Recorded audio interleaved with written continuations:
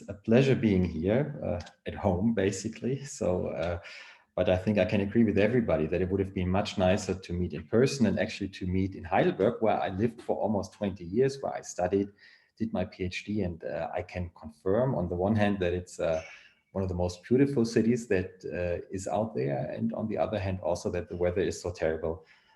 So I can confirm the picture that we saw from Christian Spannagel. So maybe a good thing that we actually meet virtually. Let me see that I can share my screen and then the slides, and please tell me in case it's not working. So here you basically see the campus of the University of Luxembourg, which quite frankly speaking, has a kind of a different charm as compared to the campus of the University of Education and Heidelberg University.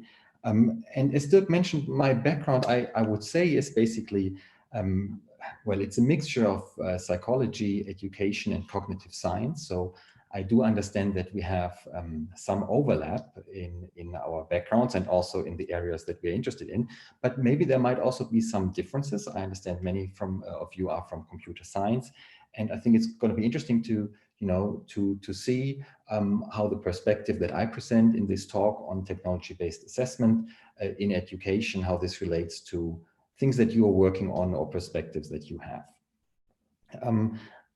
When I prepared this keynote, I thought, well, what will I be talking about? And I decided I would go into a kind of a broad overview of different topics. I'm happy to go into more detail as we proceed and maybe later on in the discussion. But everything kind of circles around technology-based assessment that is happening at the moment, so to say, in the 21st century. I'll be starting with a small introduction from a bit of a measurement perspective, what actually assessment is. And then I want to target three different topics. One is the role of technology in large-scale assessments that are widely known, assessments such as PISA. The second is a bit kind of, let's say, contrast, summative and formative assessment. The third part will be on questions of methodology and on how methodologies from different fields actually can connect to technology-based assessment, because we do need new methodology to actually kind of work with this type of data. Yeah, and then of course we have some conclusions, outlook, and discussion. Yeah, so when we start with actually the question, what assessment is, I just went on the net. I found a Merriam-Webster definition. Interesting example, an assessment of the president's achievement. And when one thinks about assessment, one might think about situations like this one that was probably pretty common some decades ago, but I would think is still very common, that you actually kind of sit down, you take a test and you get a grade or you get a score for this type of test. But actually when you think about of what assessment in the field of education means, and when you think about it a bit more deeply, you realize quickly that it's kind of quite a very broad concept. And it's not only about the question whether it's paper pencil based or whether it's computer based or whether it uses some kind of other, let's say, very new or recent technology, but there are many other questions that one could ask when talking about assessment. You could ask, what are we actually assessing? It's not always knowledge. It's not even always cognitive, but it can also be attitudes, beliefs, feelings, emotions, things like that. Who is assessed? It's not always students. We have teachers, but we'll be talking about this when we talk about large-scale assessments. You can actually kind of assess entire educational systems, or at least you can have the goal to assess entire educational systems. What is the purpose? Is it just to see what is there, to have a summative assessment, or is it more to enhance learning, which I think you might be more interested in? So it's more like formative assessment. What is the context? Is it like an individual interview? Does it take place in the classroom, or is there even a different setting? So those are all, let's say, interesting questions in general when it comes to assessment in education. But of course, it kind of begs the question, why would we want to have a talk, a presentation, a discussion about assessment specifically now, specifically in the 21st century? And I think if you mention one core reason, and that is also the reason why I'm so interested in that field, is that there have been tremendous changes. And these changes have been basically motivated by technology. I mean, obviously, technology has changed the entire world, but also it has changed the way assessments are perceived, expectations about assessment, and also how they are conducted. So in a way, as I would describe the situation, we have the field of education assessment, which is, well, it's not very new, let's put it like that. The Educational Testing Service is, I think, almost 100 years old. It's the ETS, Educational Testing Service in the States, is probably the largest test provider worldwide. But then we have, on the one hand, quickly developing technology in a way in the digital world. And also we have what is sometimes called kind of new demands, because the world changes quickly, there's a higher pace. You might rely more on, or let's say you might rely less on specific knowledge, because you might just kind of take up your mobile phone and search for that specific knowledge. But the demands in the 21st century are shifted a bit towards other competencies and other skills. And we'll be talking about this in a second. So it's kind of at this intersection where much is happening nowadays. And as mentioned, I want to give a bit of a, let's say, personal overview and see how this connects to your perspectives. So what I sometimes put in the discussions is Gartner's hype cycle for emerging technologies. And I want to pull this up now and pull it up later again. A bit with a question now, maybe also throughout the presentation, where we actually stand. So in this Gartner's hype cycle of emerging technologies, which basically starts once we have a new technology, once we have new ways to conduct assessments, into a peak of inflated expectations where you think this will now change the world. And then you realize, well, there are problems associated with it. Maybe the practical gains are very limited, and then you kind of dive down into a depression. And then you kind of get into working and finally reach the plateau of productivity where you know what the technology can do, but you also know about its limitations. So maybe we can think about where we stand with regard to technology-based educational assessment. Okay, so much about basically framing of the presentation. And now I would like to start talking a little bit about technology in large-scale assessments. And because I don't know for sure what your background is, and probably all of you have heard of some large-scale assessments, before actually talking about the specific role of technology, I would like to discuss a little bit large-scale assessments in general and give a brief introduction. And probably the one that is most widely known is PISA. And when I talk about PISA as large-scale assessment, I don't mean anything related to the Leaning Tower of Pisa, but I mean the program for international student assessment, an assessment that has been run for 2 decades now, and in which over 80 countries in 3-year cycles participate. And you see on this next slide that really there is a broad coverage of countries and economies, that is the official term, it's countries and economies, that participate in the PISA study. The gray countries are OECD countries. PISA is run by the OECD, so all OECD member states have, well, to some extent, they have to participate, and then there are associated states. So you see that large parts of the world participate in the program for international student assessment. But even though PISA is so prevalent in the news and you read a lot about it, at least in some countries, for instance, in Germany, also in Luxembourg, but there are many other large-scale assessments out there, most of them not as broad as PISA, because PISA looks at a number of different skills. TIMSS, for instance, which also is run in a number of countries, also only looks at mathematics. PIRSS is about reading. But you see that there are a number of highly international large-scale assessments, mostly in the field of education. PIAC takes a look at the working population, at adults. And then in addition to these very international assessments, there are also a number of national assessments. NAEP, for instance, It's sometimes called the National Report Card, the National Assessment of Educational Progress in the US.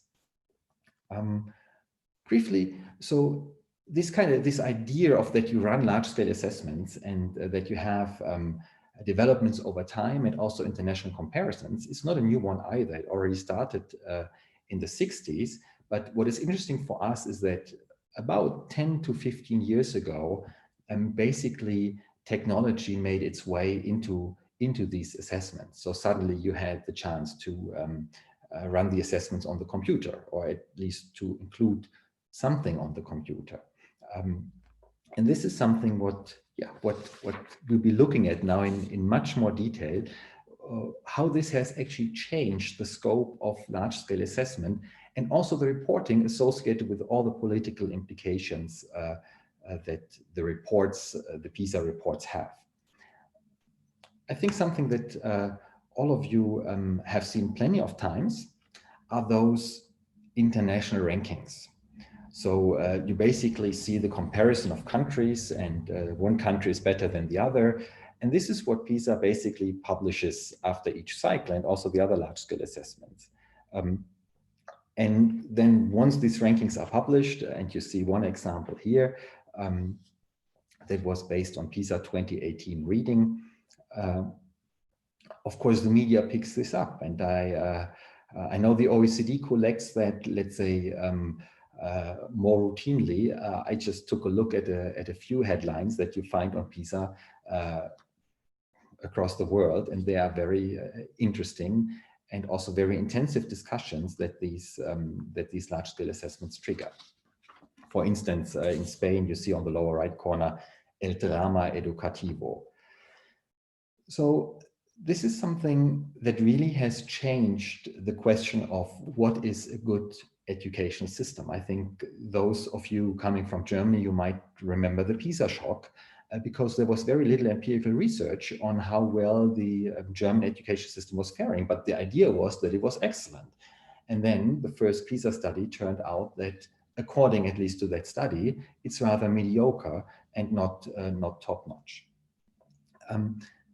Now, so the understanding of educational quality and also educational effectiveness has really changed. And now, in addition to that, the large-scale assessments, of course, don't remain constantly the same, but they also have moved, or some of them have moved very comprehensively to computer-based or technology-based assessment. A large change from that involves a lot of, let's say, logistic problems. When you suddenly want to assess computer-based in over 80 countries and 5,000 students in each country. So there have been a number of changes, and what I'm most interested in is basically, of course, the advantages of the new technology, the computer, the tablet, in large-scale assessments. And I have a brief list of them here, and some of them are more technical. They are almost to some extent psychometric, in the sense that you have a higher level of standardization. You can more easily do automatic scoring. You have tailored testing. But what is interesting from the perspective of understanding or extending the scope of these assessments are basically these three aspects. That technology allows you to have new item types. It allows you to assess also a broader variety of different constructs. And it allows you to collect additional information, because you have, sometimes the magic word is big data, but because, of course, you gather information on the process of working on the assessment. And still being in this first section of the keynote on technology and large-scale assessments, I want to go through these and present some examples, starting with new item types. So, I mean, obviously, one limitation that one will always have when assessing is that it's not, or very seldomly, the real world. But of course, paper and pencil assessments are very limited. And now you can have suddenly, across countries in these large-scale assessments, small computer simulations.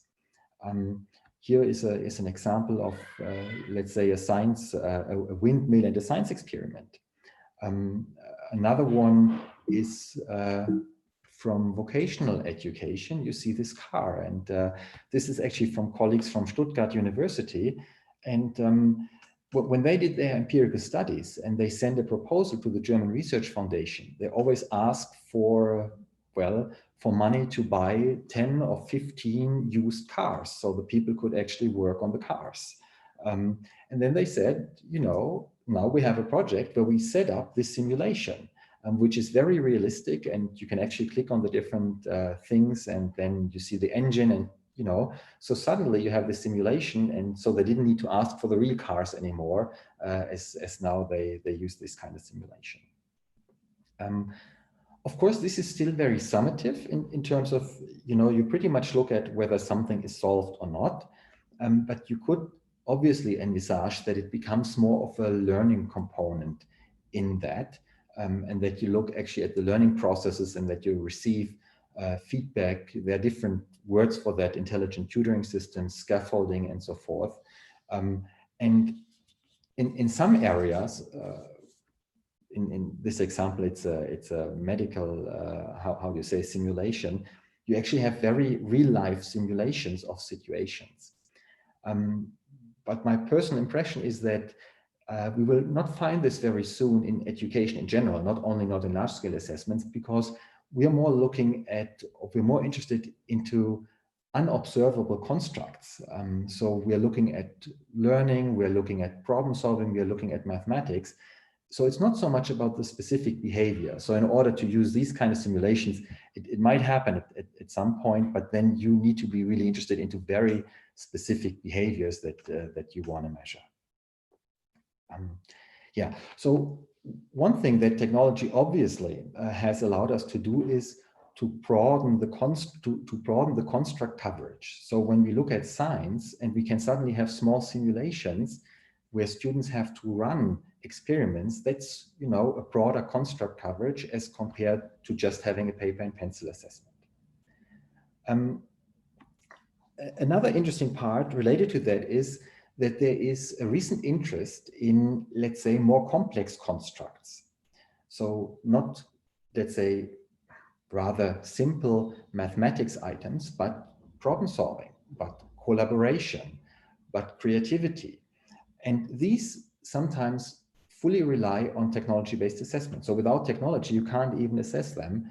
And ever since the technology has become available, there is almost, let me jump over this, there is almost a revolution in large-scale assessments that they suddenly include, in addition to the classical domains, like mathematics or reading, they suddenly include, well, sometimes it's called 21st century skills, sometimes it's called transversal skills, but basically much more complex constructs. Already starting in PISA 2009 with digital reading, then there was problem solving, and PISA 2025, because it's been shifted back because of Corona, will be learning in a digital world. So let me also show you some brief examples of screenshots partly taken from PISA. That is, for instance, a problem-solving item that was run in PISA 2012. So here students had to understand how one of those, I don't know whether they work, but one of those automatic cleaners, and students had to learn by observing and exploring with them under which rules this robot cleaner actually works. And already there, of course, you have, you know, data on the behaviors, on the processes of the students, which buttons they press. And this was actually already back in PISA 2012 used for the assessment, at least in parts. Another one, that's one of my favorite ones, it's the climate control. Here students are basically told you have a new climate control at home. It has 3 controls, but the manual is missing, and please just find out by exploration how the 3 controls have an impact on temperature and humidity. So very simple, also probably not as engaging as you would expect, at least from a video game, but still it can tell you much more than just a paper and pencil based assessment. And I have a brief, no, not yet. Yeah, so what this led to was that suddenly problem-solving processes that were considered important before, but they could not really be assessed, became part of PISA 2012, and so on and so forth in PISA 2015 and PISA 2018. Let me just briefly show you how an excellent student would work on this climate control item. So obviously the correct strategy here is to use the principle of isolated variation and look separately at top, central, and bottom control, and then see what changes, and then these connections are depicted at the bottom. I mean, that actually ran in PISA 2012 exactly as I'm showing you now. And this student is doing it in the perfect way. I can tell you by far not all students do it like that. Even not all adults do it like that. So yes, that is one example of a problem-solving item that was run in 15-year-old students. Here we have one that was run in Luxembourg in primary school, also computer-based. And then a final example was the, that's not exactly the right screenshot, because you're not allowed, you're only allowed to show a very limited number of screenshots. But collaborative problem solving was assessed in PISA 2015. So that was the first time actually to look at collaboration in a way of non-cognitive skills. I don't know whether anybody of you has heard or has looked at this assessment. It was heavily debated. The framework, the items, everything was heavily debated, and of course it's then it's very political. And I would be more than happy to discuss in case if you have any thoughts on the PISA 2015 assessment of collaboration or collaborative problem solving. And the final aspect, probably the most obvious one, is that we can collect additional information from log files through these computer-based assessments. So suddenly there is, at least theoretically speaking, much more information than just the right or wrong. I mean, all these rankings that you see, they are based on, how many items were solved correctly, how many items were solved incorrectly. And suddenly you can look at the behaviors. You can, to some extent, look at the processes to get to these, to the outcomes, and you can even see at which point students fail. So you have another source of information to make informed decisions based on behaviors. So this is an example where basically all the students, you see basically 3 different classes, 3 different lines. And these 3 different classes are derived only on the basis of behaviors. All these students in the overall score had basically the same score. So the number of items they solved correctly and incorrectly were the same, but they largely differed in their behaviors. So this is the hope that, somehow, the exact way, I mean, that is, I think, open for discussion, that we can use these behavioral data to actually gather additional information that we then can use to enhance learning, to enhance assessment, and so forth. Now, I've been a part of this, let's say, hype at times myself. So I would also like to say a word of caution that, of course, that's also very limited sometimes what you can take out of these behaviors, because one and the same behavior can have multiple meanings. And what I'm just trying to show here is that we looked at a problem-solving example, and out of the 5 steps in problem solving, starting from defining, only for 3 out of those 5 we could get any information from the log files. So it was very difficult to gather anything on the behavior level, on defining, and on monitoring and reflecting. So, and I think that was mentioned in the beginning as well, there's a bit of a disconnect of the assumed potential and then actually, what has practically and also on a large scale, in German you sometimes say Gießkannenprinzip, what has been done really on a large scale, and what kind of problems are then encountered. Yeah, it's an interesting feeling to talk and without the feedback, but I think that's part of this, and I assume you would interrupt me if there are any fires or another storm in Heidelberg coming. Good? Everything's going well, Samuel. Perfect, thank you. Yes, we'll be talking about these specific behaviors a bit later on. In particular now in the second part on a bit the contrast between summative and formative assessment. And I just kind of want to, you know, they complement each other. I think that would be the main message at the end of the day, but I want to contrast them a little bit. Here you see a brief educationally motivated definition of summative assessment, which basically means this is about assigning a number, assigning a grade. And you know, I think we've all had them. We all use them to some extent. I mean, examples are obviously final tests at the end of the school year, or also at university, or standardized achievement tests. And there are many out there. You know, I mean, not the international, but the national A levels have really been in discussion in the UK. And I think many of you might have heard of the Scholastic Achievement Test in the US that plays a very large role in university entrance. And there are many advantages about summative assessment because they give you a score. It's usually much easier to develop a summative assessment as compared to a formative assessment. It's much easier to, you know, to have some that have good psychometric qualities. So you really can rely on that score. You know, it kind of represents what you want it to represent. But then, of course, there are also many disadvantages. Two are listed here, but of course, in the context of this presentation, I would mention that there is no learning experience. So you know, you can have a summative assessment, but it doesn't give, or often it doesn't give anything back to the student. Now, when we think about summative assessments, we often think about the individual. And I think I mentioned that in the beginning, that, you know, this in a way is also a summative assessment of educational systems.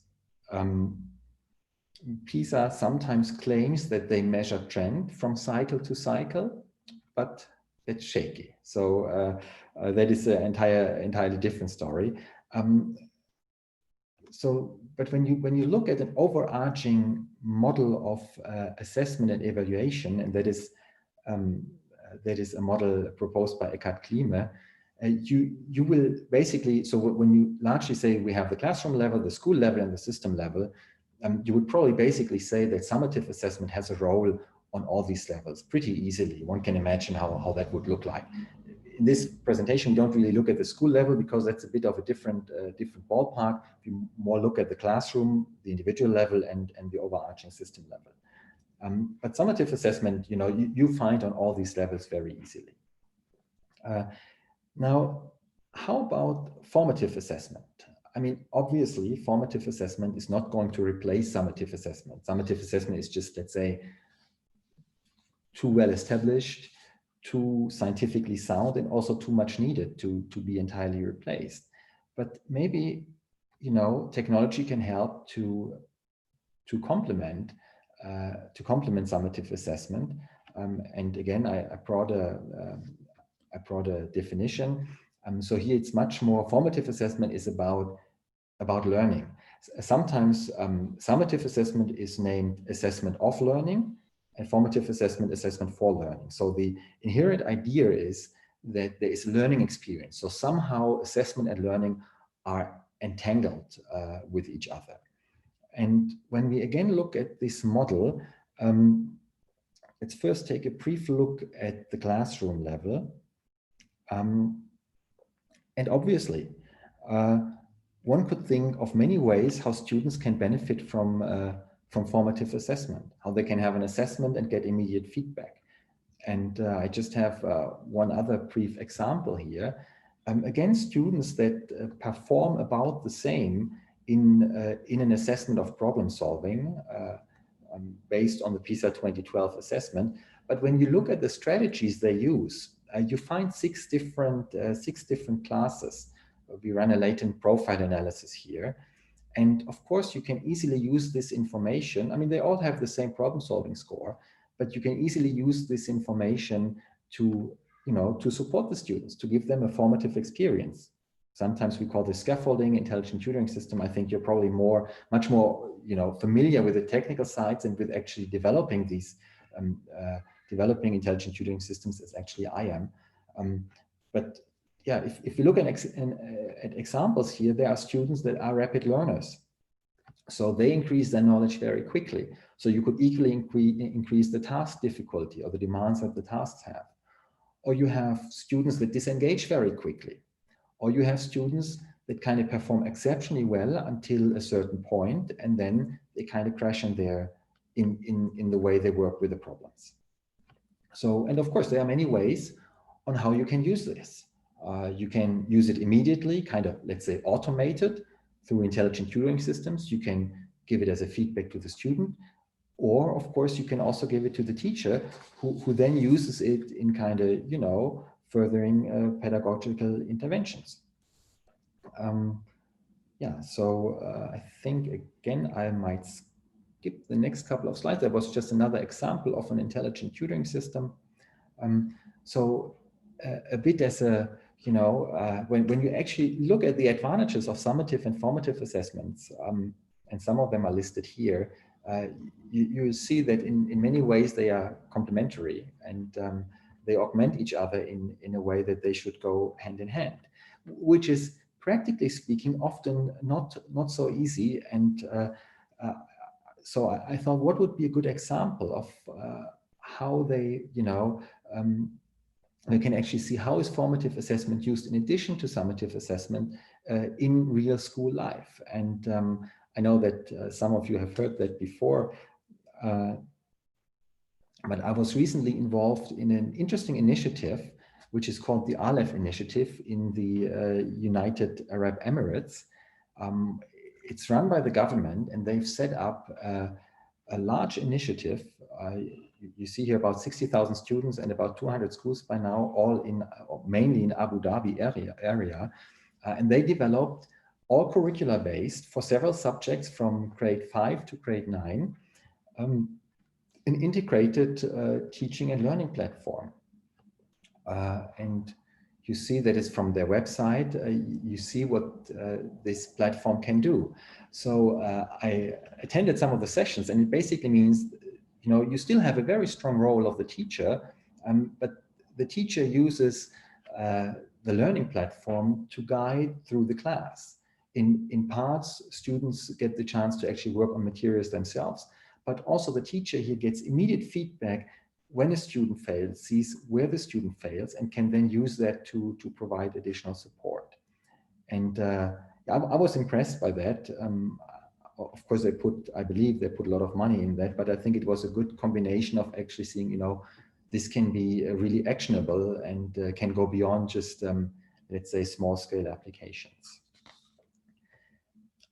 Now, when we look at the system level for the formative assessment, it becomes much more difficult, because what you basically have is that you have countries, and you know, you compare the countries to each other. This is what you have in the classical rankings, and then you do the same 3 years later again, and you see that some countries change, but this is psychometrically shaky because the items also change, and there are many problems associated with that. But what you still can do, which can also give very specific feedback, is that you again look at behaviors, and that you don't only report, you know, your country has 499 points as compared to 500 points OECD average and 550 points in Singapore. But you can actually say, you know, when we look at specifically how did students work on these items, what did students in your country do differently? And that is, it's not really formative, but it's on a system level much more actionable as compared to just saying, you know, your students suck or your students perform well in problem solving or in science. And this is only one example here that where we looked at, again, strategic behavior, and students in Hungary over proportionately used a very complex strategy that was not really optimal. They still succeeded in the task, but you know, they chose very complex strategies. And we had discussions with policymakers and asked them, can you relate that to teaching or the teaching situation? And then they said, yeah, you know, there is a saying in Hungary which basically goes like, if there is an easy way to a solution, a Hungarian will never take it. even though a bit like let's say in a funny cover, you know, there is definitely the potential for this data to give actionable feedback to policymakers, which leads us to the last point, which is more a bit on the methodological side. And of course, one option would have been to give you, because this probably would have been new, assuming that your background is not in psychometrics and assessment. I could have, you know, just talked about an hour about all the complex scaling methods in education assessment, in large-scale assessments. But I thought, no, maybe that's not such a good idea. Might also not be a good idea to have too many abbreviations in the title. What it basically says is classical test theory and item response theory in technology-based assessment. And I think the main message here in this on this slide is that the general scaling in large-scale assessment and in education assessment in general is very well established. Highly complex models can be adapted to many different circumstances. And I think when you look at the PISA technical report, it's like a 700-page kind of thing. I think what is more interesting, because it's more on the development side, is the question, you know, do we have adequate methods, or what kind of methods would we actually need to work with this type of data that emerges from the computer-based assessment items? And one, again, contrast that might not be such a big contrast in reality is, you know, do we take a theory-driven approach to analyzing the data? So are we interested in the psychological constructs, in the theoretical background, or do we take a rather bottom-up data-driven approach where we say, well, now we have large amounts of data, so, you know, we have algorithms that can take, or that can tell us about patterns in this data, and this is what we're interested in. I want to give, I think, brief examples for both the theory-driven and the data-driven approach, starting with the theory-driven, which is more, let's say, the genuine psychological perspective that you would say, you know, I need to have a theory and come from this theory and then make predictions and see whether they hold empirically. And again, you've seen that before. We used this item, and there is work out there that says which strategies are relevant for these type of tasks. There is also a theory about when the strategy is acquired, how it develops, and so forth. It's the principle of isolated variation. And so that was used in a theory-driven way to say, okay, we look at whether students succeed or don't succeed in this task, depending on whether they use this strategy. And that was indeed the case. There was a strong relation to the actual use of strategy. It's a very simple theoretical approach, but that is kind of the issue that comes often along with theory. You can make this a bit more complex. You also don't have to say, you don't need to assume linear relations. So for instance, here we assumed based on a dual process theory that time on task would have a maximum, so that spending too much time on the task is associated with worse performance as well as too little time, and that a little bit above average is probably the best for a good outcome. Now, on the other hand, when we say, you know, for many things, we don't really have a theory, or we don't have a theory that is strong enough to really tell us what kind of indicators we want to look at. So how about the data-driven approach? And this can be done in various ways. And my experience with the data-driven approach is that it's also never really entirely atheoretical, because the kind of data you put in there, the way you code it, you know, there's always some assumptions that go in that. And obviously, this example of the 6 different classes of students that I talked about a couple of slides ago, that was very data-driven. But of course, we had assumptions about the data that we would put in there. We didn't take all the data, but we took what we put in, what we thought would be interesting. In a similar way, and that is even much more data-driven, you can, and you might have heard of that, run n-gram analysis and look what kind of sequences of, in this case, again, behaviors. Each behavior in a computer-based task was was assigned one letter, and you can look at which sequences are associated with successful performance. So that's really very data driven, and I think really here we are at the point of kind of really very learning analytics, machine learning, artificial intelligence, educational data mining methods. And sometimes I think it's a bit, this is really where we need a bit more of a connection between people that are working more theory-based and those that are working more data-driven. Because at the end of the day, it's not one or the other, but it's always kind of both connected with each other. Yeah, I thought, yeah, maybe I present this final example where together with colleagues from computer science, we try to kind of combine a little bit the psychological theory. So we use the problem-solving model and also the data-driven approach by kind of continuously data-driven updating of the problem-solving score. And I know it's a terrible slide, but it's a wonderful game. Plants and zombies. You plant your plants in your garden in a way that the zombies can't destroy it, and you put them back into nirvana, I would say. And we kind of reprogrammed this, and each action that the students used in this example, where they planted the plants, was associated to a problem-solving component. So at the end of the day, we had 4 different problem-solving scores after students played this game. Valerie Schut, who was involved here, she calls that stealth assessment, which is very close to formative assessment. So you kind of just, students don't even notice in an ideal world that they are assessed.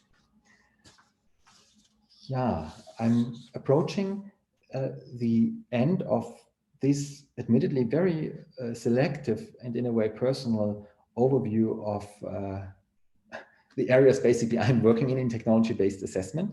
And when we look at, so what has happened, I would say there has been a measurement revolution in large-scale assessments, and it's progressing very, very quickly. The second cycle of PIAC, the adult study, will be run on tablets, and there are discussions of let's say first small-scale studies with VR helmets. There's also been really a shift. The understanding of assessment has really changed from summative to including also formative aspects. And of course, so there are many methodologies out there, but they're still emerging, and it's still not really clear what do we need to fully make use or to fully discover the relationship that we're actually interested in. So what do I think what might happen or what will happen? It's probably kind of pretty much common sense what I'm saying now, but of course, technology continues to emerge, and computers might already be the new yesterday in a way that computer-based assessment is not really new anymore. I think one challenge with regard to formative assessment really is how to bring it into educational practice, how to really also make everybody involved, including students, teachers, other education stakeholders, to make them understand how this can support them and how that can find its way. And I think Corona has been really a push with regard to that into everyday schooling. And with regard to the methodologies, I think they further need to emerge to really help us understand the how. And when I look at the education large-scale assessments, being able to say not only country A performs better than country B, but to say, how did this emerge? And that is important because the large-scale assessments, those are German headlines after, I believe it was after the PISA shock, where basically the entire education system crashes. But because these assessments that we use, they have a high impact, of course, on individual trajectories. The grades that you get will really determine how your life goes ahead, but also on a system level, because these education assessments such as PISA, they are used for fundamental education reforms in parts. And so I'm kind of more or less closing with that. I think this is also, this entire area of technology-based assessment in education, be it summative or formative, really is interesting from a research perspective, but it also has a strong impact on everyday schooling and of course on education policy. And with that, I'm quite happy that I hit the mark in timing. Coming back to Gartner's hype cycle, I thought, will I put, will I put a mark somewhere that I think we're here or there? I think the field is very broad. It's difficult to say. It doesn't develop at the same pace in all areas. But as mentioned, I think we have a couple of minutes, and then my son will kick in the door. You might, I don't know whether you hear me in the background, but I would love to discuss that or any other issues with you, maybe now or also then maybe later at conference breaks. Thank you very much. Thank you very much, Samuel. There would be a huge applause for you, of course, if we would be in the audience in Heidelberg. But anyway, well done, great job, and very informative keynote. Thank you very much for covering the field from really the large scale perspectives into the psychometrics as well. So very interesting what you bring into the learning analytics space as well from this assessment perspective. So we have 2 questions in the chat so far, and I would also follow up with a few questions before your son comes in. Maybe it would be also entertaining seeing your son but anyway, so Tobias Lai just had a brief question asking if the learning platform used in the Emirates, is there any publications already out there, or is there any publications planned at the moment? As far as I know, no. The answer is no. They are not very research driven. They took me and then a couple of other colleagues in to have a bit of a research side. They did realize that this will put large constraints if you would really run a study in the school. So we did some kind of first observations, but it's all only internal reports. I think, so there were discussions to kind of have a strong research line as kind of a accompanying research. But I think that has, honestly speaking, been hit quite hard by Corona. So that was probably one of the first things they kind of canceled. They do have a quite informative website, but you will notice it's kind of a politically driven, practical driven endeavor. But I will try my best to put in the research in that, but no, there are no papers out there. But I think it's alef.com. You will find a lot of information on what they are doing, but probably very little empirical research. Thank you. So, and then we have Irena Nikolaeva. She's asking, what are large-scale initiatives to assess better 21st century skills, meaning that critical thinking or creativity or, capacity to create and innovate. You mentioned some examples from PISA, but are there other, ideas how to implement assessments for these 21st century skills?